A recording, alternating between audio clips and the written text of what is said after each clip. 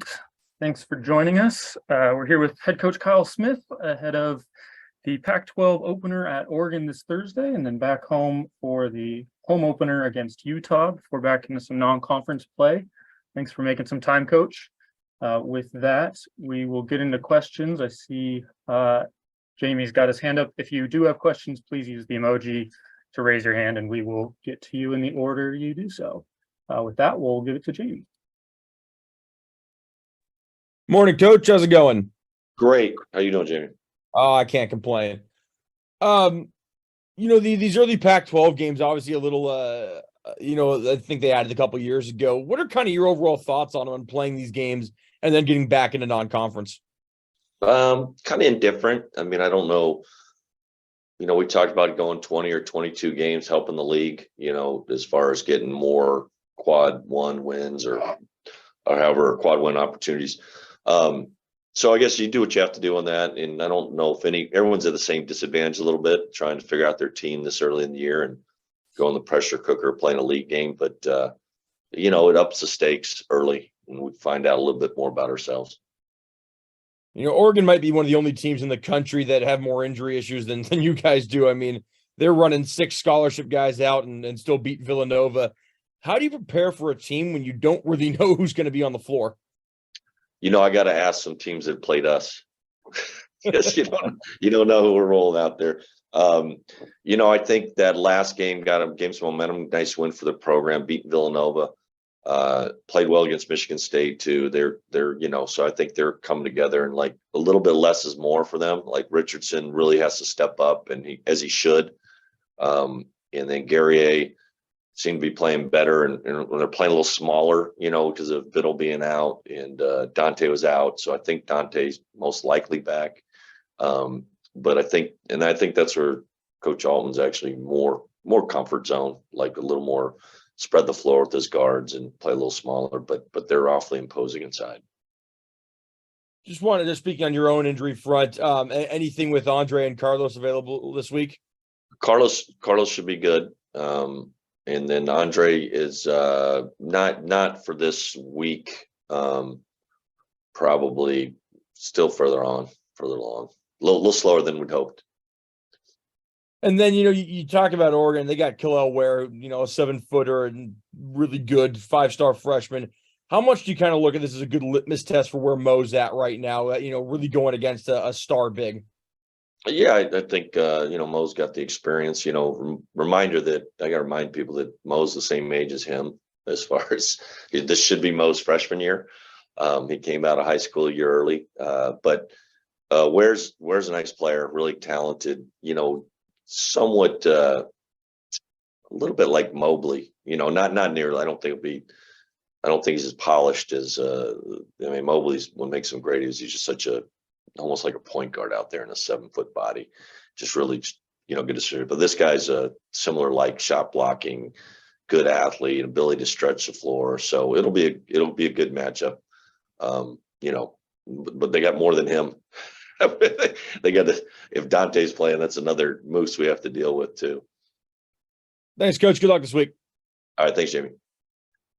And we'll give control over to Colton Clark from the spokesman here. Morning, Coach. How's it going? Great, Colton. How you doing? Great. Thank you very much. Can you just talk a little bit about the kind of the ball movement, unselfish nature of this team and in the wins and kind of extra passes, getting guys open, and how much is that a staple of your guys' team and how maybe impressed or surprised that you're in these last 2 games, how well it was working? Does it seem to be coming along better than maybe you had hoped at this point? Just going from the preseason practice, I thought we'd have a chance we've been banged up, so we haven't had as much live interaction as you'd like, but I think that's a strength. And like I said, I think it was a recruiting issue in the past where we've got some, between Powell, Dylan, Kamani, Jay, we just added some guys that are Andre, we've added some guys that really share the ball and that gets contagious. So it's a little bit of our identity, I hope. And it's been even the 2 scrimmages we played, and then the last 2 games in Texas State. So 5 out of 7 we've been good, but we went on the road, got punched little bit by Boise. We didn't, we competed well. And then Prairie View, they just outplayed us from tip to final horn. So we're evolving. That needs to be a part of the deal. But we've talked all year, like we can separate if we bang a bunch of threes, but we can't be, you can't count on that every night. And we got to be grittier defensively. We got to really, really work on rebounding. It's a challenge because we're a little smaller every night, most nights, especially in the league. And we got to keep because we are a pretty good ball handling team against pressure and stuff. We've got to keep our turnovers down. We got to really strive to be under 10 every night. From that Prairie View game to the 2 runaway wins, how much was there maybe with a new look team, kind of a mental hurdle? Would you say there was something that you had to overcome, between that loss and the two wins?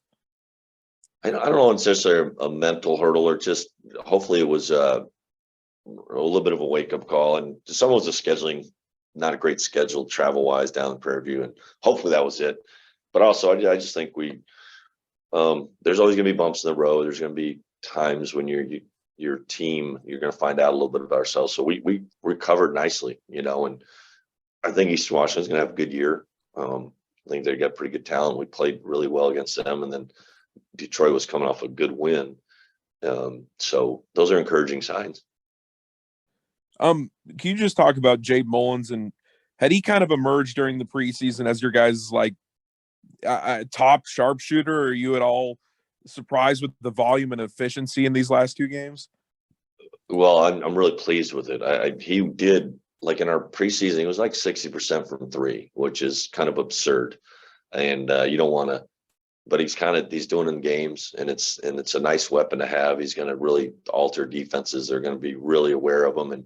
And Jay's more than just a shooter. I think that's gonna. He's good feel for the game. He's got good size. He's a better passer than probably he's even showed. Ball's been in Justin's hands most of the time. He's really good there too. So I just expect him to get better that way. And I expect he's going to have to adjust. They're going to really make it hard for him to get looks, and he's going to have to get to the second and third layers of the defense and make some other plays, which he's more than capable of.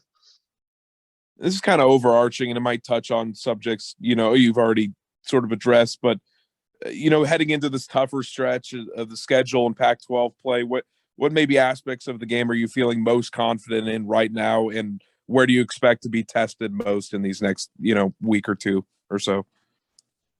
Well, I feel pretty confident that we're an unselfish team, as far as they don't really care who scores. I think it starts our leadership, with Mo and TJ, and now Justin is on the floor leadership. He's kind of spread that wealth. And then I said, like, the concerns are, can we defend and rebound well enough on the road against better competition? And we got to get those the more experience those younger guys get, the better we get.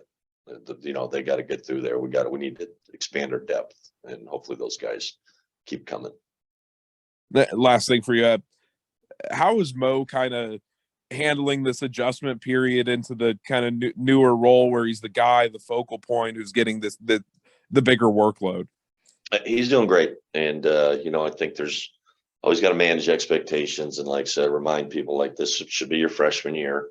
And he's taking the knockout, punches right early, and that's part of the process. And, I expect an adjustment. Everyone's like tagging him on every roll. They're doubling him in the low post, or even at the elbow, they're bringing help.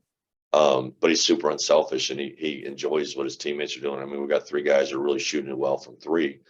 Well, eventually they're probably going to adjust to that, and it'll be easier. But Mo's willing to share the ball. Terrific defender. He's been rebounding well, making his free throws. And it's just a step by step. I just expect him to keep getting better as the season goes on. Great. Thank you very much. Thank you. Thanks, Colton. We'll give control over to Hayden here. If you can unmute yourself, Hayden from the Evergreen.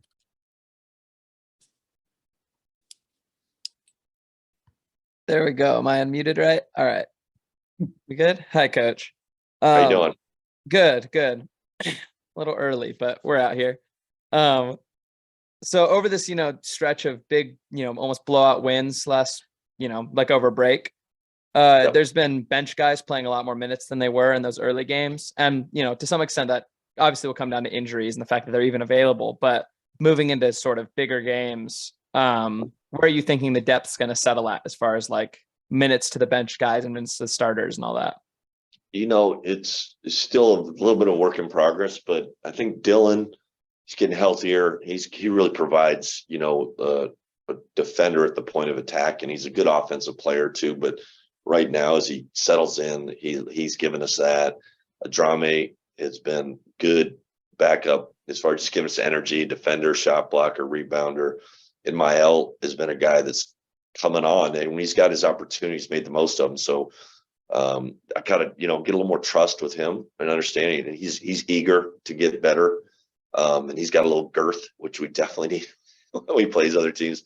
And then Kamani has been emerging in practice and has shown up in games. And Carlos. So, I think they're all 5 freshmen technically. So those guys, it probably will be uneven, as the season goes. But I especially think defensively where we need the help at the point of attack and rim protection, so we can even get Mo playing more where he's probably more suited as he moves on. He's really a forward, but we're playing a lot of 5-out packages, which helps him, and it's our best team right now. But the more those guys on the edges, can protect the rim and do that, and they'll get better. But we're going to need contributions from everyone, and hopefully, get healthy, get Andre back too would be a big bonus.